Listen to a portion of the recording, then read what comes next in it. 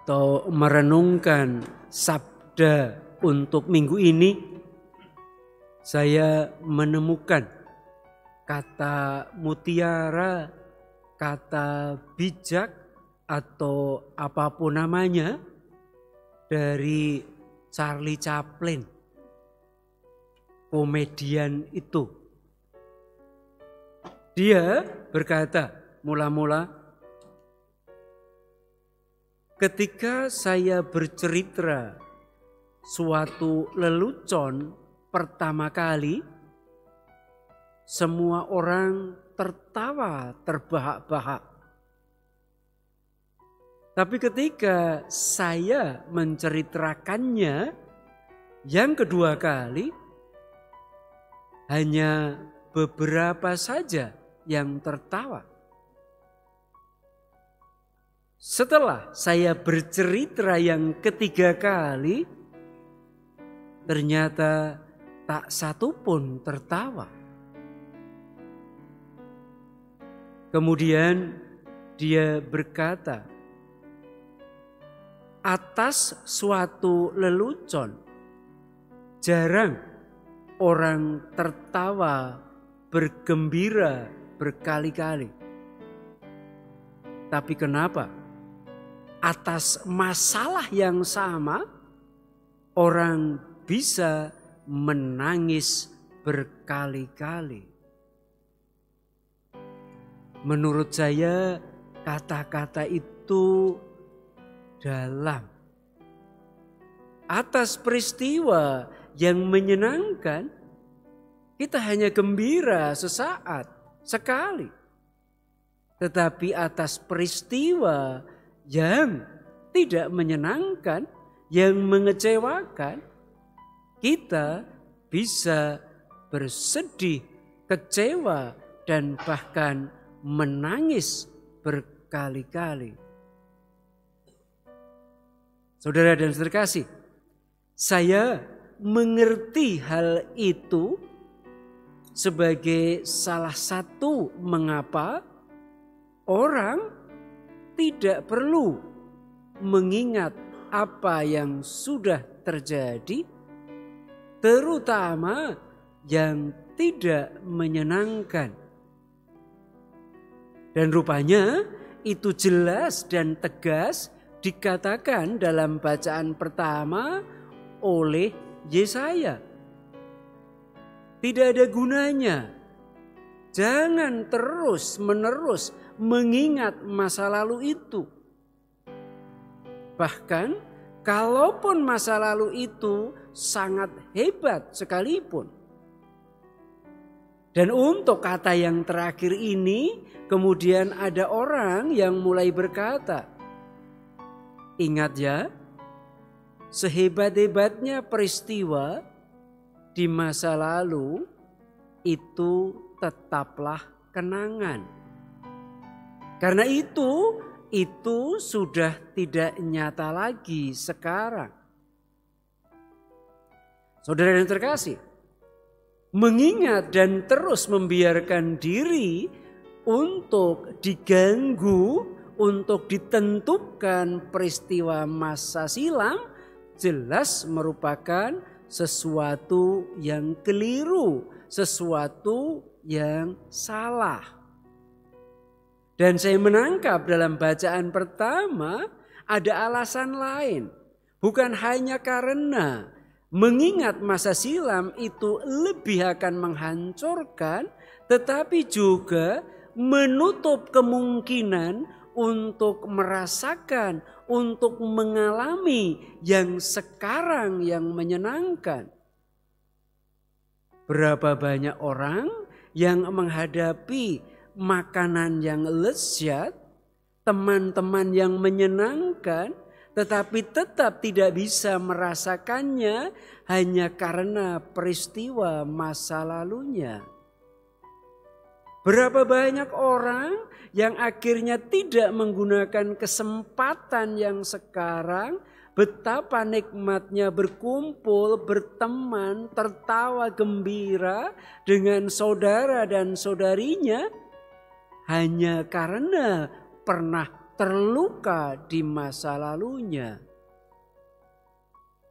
Saudara dan saudara terkasih, ternyata ingatan akan masa lalu yang tidak menyenangkan itulah yang dapat akhirnya menutup kemungkinan bagi orang untuk bergembira, untuk ceria, untuk menikmati rahmat Tuhan yang sekarang.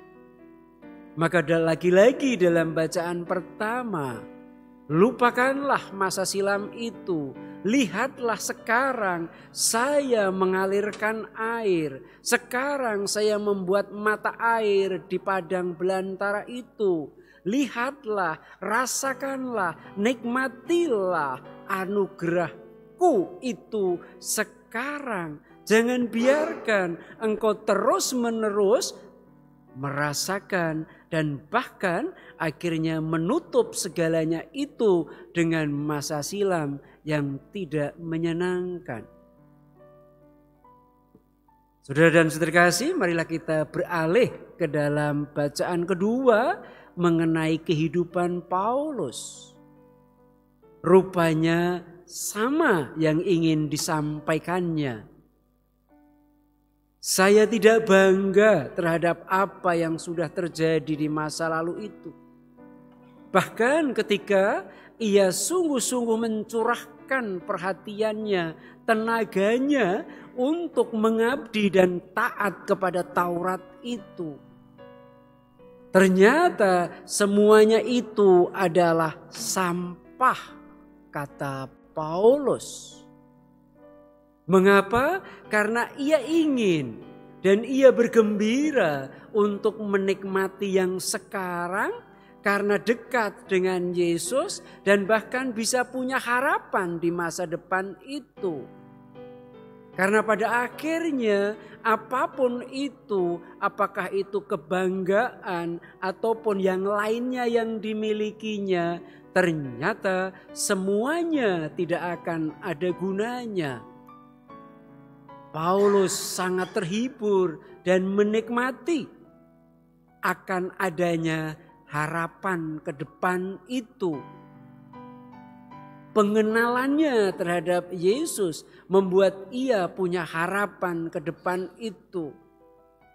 Saya sekarang bangga, gembira karena kenal dengan Yesus itu dan dalam Dia ada harapan itu.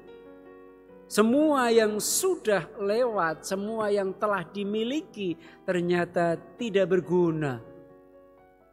Walaupun Paulus sendiri juga menyadari, jangan dikira bahwa saya seolah-olah sudah menangkap dan memiliki segalanya. Dia berkata, tidak.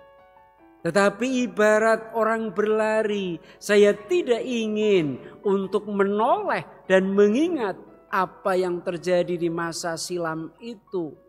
Saya sekarang fokus ke depan. Saudara dan saudara kasih, hal itu juga nyata dalam apa yang disampaikan oleh Yesus.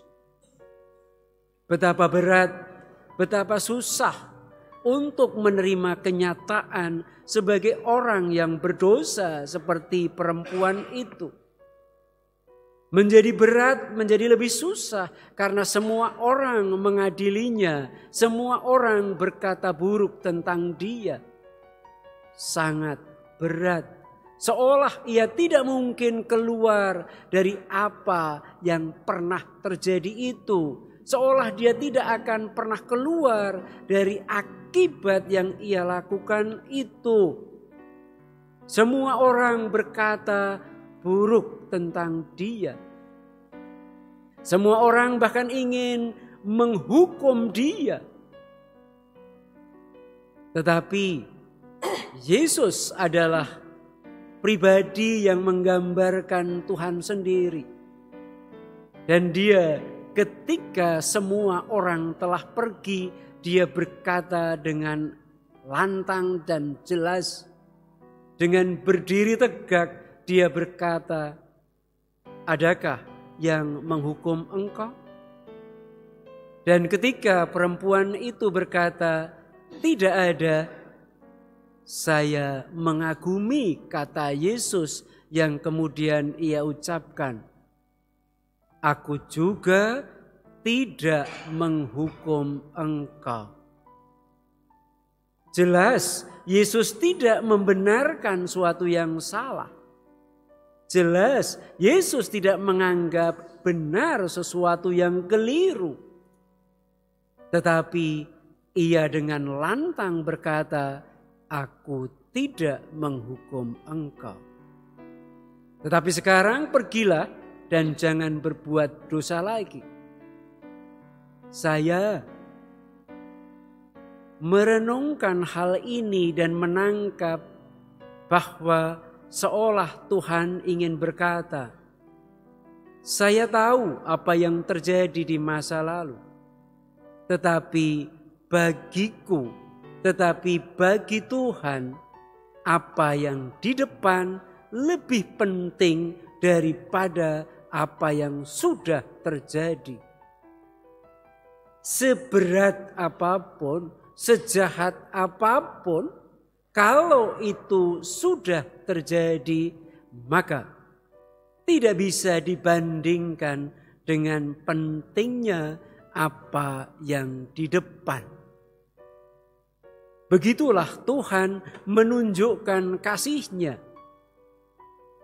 Saudara dan saya terkasih, hidup pastilah terdiri dari apa yang sudah terjadi, apa yang sedang terjadi, dan apa yang akan terjadi. Kita semua mengalaminya. Dan kali ini kita diberitahu oleh Tuhan sendiri, oleh Nabi, dan juga oleh Santo Paulus yang menyatakan bahwa sehebat-hebatnya masa lalu, sedahsyat-dahsyatnya apa yang sudah terjadi, ternyata itu semestinya ditinggalkan dan dilupakan. Perhatian harus fokus pada hari ini.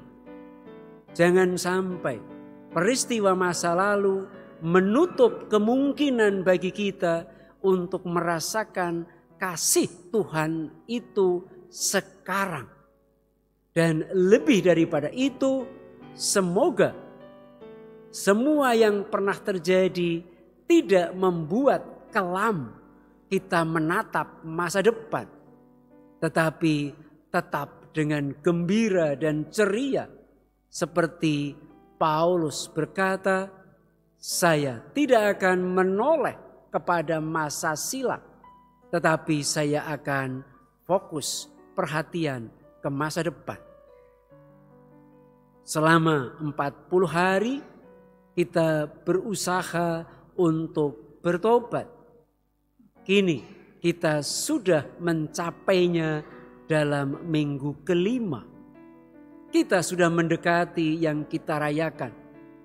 Saatnya kita memusatkan perhatian pada bukan apa yang telah terjadi, sepahit apapun, tetapi kita berharap menatap ke depan.